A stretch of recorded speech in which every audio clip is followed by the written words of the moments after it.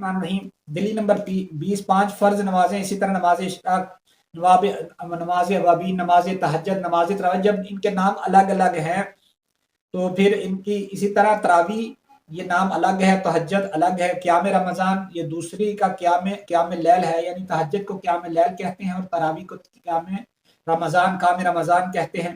باب بھی جدا جدا ہیں، یہ محدثین نے باب صحیح بخاری میں تہجد کے بارے میں باب فضل قیام اللیل جلد 1 صفحہ 151، اور تراویح کے بارے میں امام بخاری فرماتے ہیں باب فضل من قام رمضان جلد 1 صفحہ 269، صحیح مسلم باب صلاۃ اللیل تہجد کے بارے میں جلد 1 صفحہ 253، باب الترغیب فی قیام رمضان و تراویح جلد 1 صفحہ 259، اسی طرح سنن ابی داؤد باب فی صلاۃ اللیل جلد 1 صفحہ 188، باب قیام شہر رمضان جلد 1 صفحہ 196، سنن ترمذی باب فی فصل صلاۃ اللیل جلد 1 صفحہ 98، باب ما جاء فی قیام شہر رمضان جلد 1 صفحہ 166، سنن نسائی کتاب قیام اللیل جلد 1 صفحہ 237، ثواب من قام رمضان وصام الاخر جلد 1 صفحہ 307، سنن ابن ماجہ باب ما جاء فی قیام اللیل صفحہ 94، باب ما جاء فی قیام شہر رمضان صفحہ 94، موطا امام مالک باب فی صلاۃ اللیل یہ تہجد کے بارے میں صفحہ 99، اور رمضان کے بارے میں تراویح کے بارے میں باب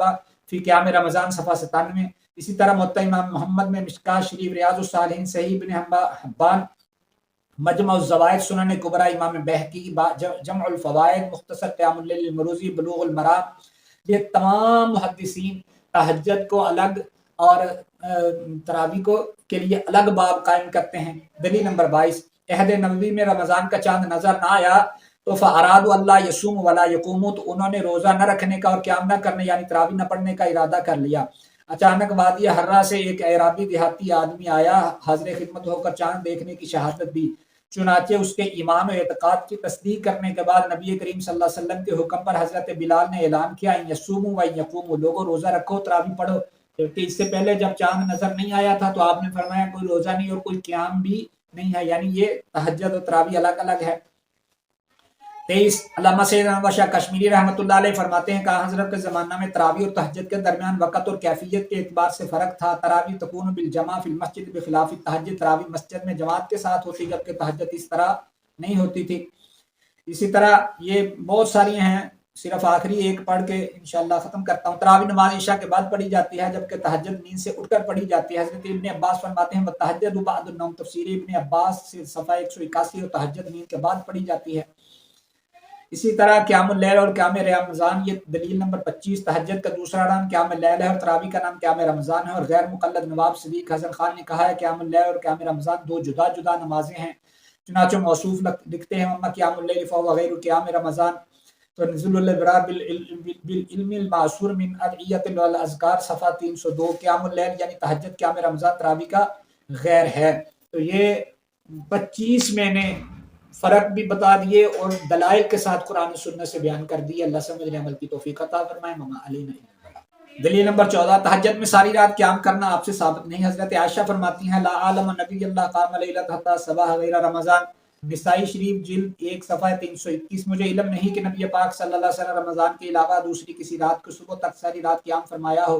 اسی طرح صاحب بن حشام کہتے ہیں حضرت عائشہ نے فرمایا قیام اللیل المروزی صفحہ 85 میں نبی کریم صلی اللہ علیہ وسلم کے بارے میں یہ نہیں جانتی کہ آپ نے کسی ایک رات میں بھی صبح تک ساری نماز پڑھی ہو سوائے رمضان کی، کہ میں نے حضرت عبداللہ بن عباس کے پاس جا کر یہ بات بتائی تو انہوں نے کہا حضرت عائشہ سچ کہتی ہیں کہ قرآن کریم میں حضور کی تہجد کا متعلق فرمائی ان ربک یعلم انک تقوم ادنی من ثلثی اللیل ونصفہ وثلثہ وطائفۃ من الذین معک، بے شک تیرا رب جانتا ہے کہ آپ اور آپ کے ساتھیوں کی ایک جماعت نماز تہجد میں کبھی رات کی 2/3، کبھی نصف رات اور کبھی 1/3 قیام کرتی ہے۔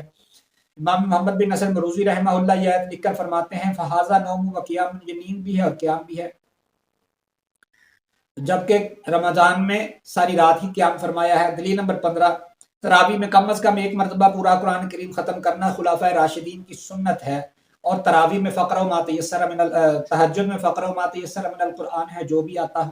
دلیل نمبر 16 تہجد کی نماز تہجد کی رکعات متعین نہیں ہے بلکہ گنجائش وقت ہے، کبھی آپ سے 2 بھی ثابت ہے، 4 6 8 10 13 تک ثابت ہے، اور اہل سنت کے نزدیک 20 تراویح کی تعداد متعین ہے، 12 18 یا 16 پڑھنے سے وہ ادا نہیں ہوتی۔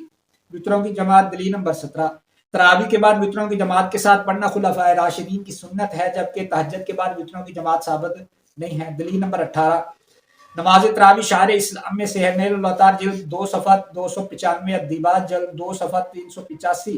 इसी तरह बहुत सारी हदीस शरीफ की किताबें हैं। शरह नौवी अला मुस्लिम में भी, मिरकातुल मफाती में, हयाउल उलूमुद्दीन में, सब में है कि तरावी सुन्नत है, जिसको खुद नबी पाक सल्लल्लाहु अलैहि वसल्लम ने जारी किया, और ये हज़रत उमर की जारी करदा सुन्नत नहीं है, और ये दीन की अलामत ज़ाहिरा में से है, जबकि तहज्जुद शाइर इस्लाम यानी दीन की अलामात में से नहीं है। दलील नंबर 19, दोनों का वक़्त जुदा जुदा है। जैसे 5 नमाजों का वक़्त जुदा जुदा है, इसी तरह इन दोनों नमाजों का वक़्त जुदा जुदा है। मैं तफसील के साथ इस पर बता चुका हूँ। इसी तरह ये गैर मुकल्लद हजरात के भी इसको तस्लीम करते हैं कि नमाज़ें ये अलग अलग हैं। फतावा उलमा हदीस में है, तरावी का वक़्त इशा की नमाज के बाद अव्वल रात का है, तो तहज्जुद का आखिर रात का, जिल्द 6 सफ़ा 251। फरमाते हैं जो शख्स रमज़ान शरीफ में इशा के वक़्त नमाज तरावी पढ़ ले, वह आखिर वक़्त में तहज्जुद पढ़ सकता है। तहज्जुद का वक़्त सुबह से पहले के अव्वल शब में तहज्जुद नहीं होती। फतावा उलमा हदीस जिल्द 6 सफ़ा 331। इसी तरह कहते हैं कि अगर तरावी पहले वक़्त में पढ़े तो सिर्फ तरावी पिछले वक़्त में पढ़े तो तहज्जुद के कायम मकाम होती है। फतावा उलमा हदीस। अल्लाह समझने अमल की तौफीक अता फरमाए।